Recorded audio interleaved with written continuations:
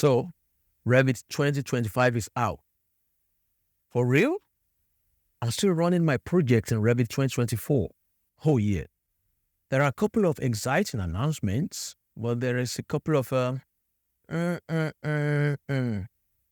grab a seat, let me tell you.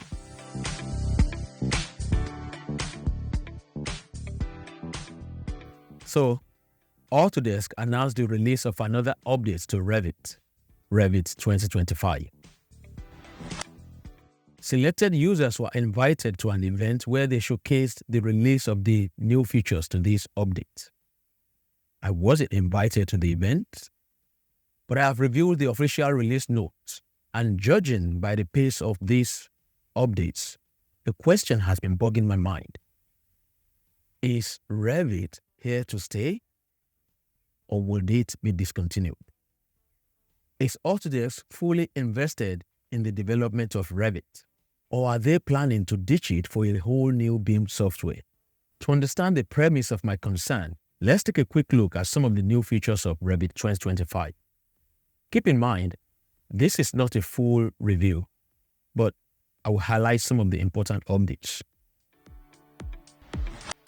The latest Revit 2025 update can be summarized under 4 main categories: sustainable design, project management, enhanced modeling, and collaboration. Firstly, Revit 2025 introduces brand new total carbon analysis capability. This allows architects to understand the environmental impact of their designs from the very beginning.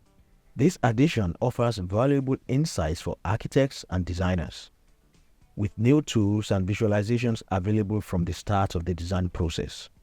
Revit 2025 also brings a bunch of improvements to project management. New sheet collections help with organization by allowing you to group project sheets and packages together for easy access. Additionally, the project browser search feature has been improved. Enhanced modeling capabilities are another highlight of Revit 2025. One example is the introduction of topo solids by face, which lets you create topos directly from any slope surface of a mass element. Plus, creating walls just got faster with automatic wall joints. This feature allows you to easily create new walls over existing walls, automatically embedding them or joining them together. Structural engineers will appreciate the enhancements to analytical model. There is also the ability to split framing and columns. And finally, a form of version control is now available for linked coordination models like Navisworks or IFCs.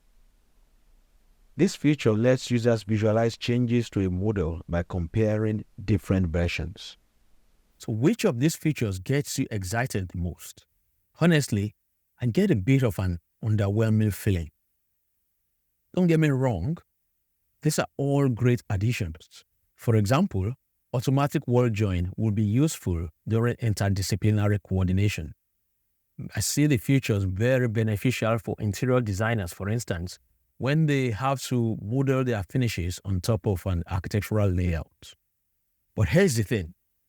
Revit has been a flagship software for more than a decade now. When you look critically at some of these new features, it feels like Autodesk are throwing breadcrumbs at us. Take, for example, PDF exports. Softwares have been exporting PDFs before the iPad even became a thing. A long time ago. And when you consider an industry standard software, a flagship software like Revit, how come we're only getting background publishing in 2025? It is clear that Autodesk is making big strides in the cloud. Just look at the advancement in Autodesk Construction Cloud. Recently, they released Forma, which is cloud-based, and they are giving it a big push over one of their older software formats. It definitely feels like they are pushing users towards cloud-based solutions. Now, is this a bad thing? The bigger question is, could Autodesk abandon Revit altogether? Maybe. They have acquired and discontinued the software in the past. They could even acquire a cloud-based competitor. Let's wait and see. as only time will tell what the future holds for Revit. In the meantime, I'll be putting together a comprehensive review of some of the new features of Revit 2025. But hey, if you are new to Revit and you are looking to start learning, I have a comprehensive tutorial which shows you step by step how to begin with Revit and how to design a building from scratch to the end. I'll leave the link in the description below. Let me know in the comment section what you think about Revit 2025.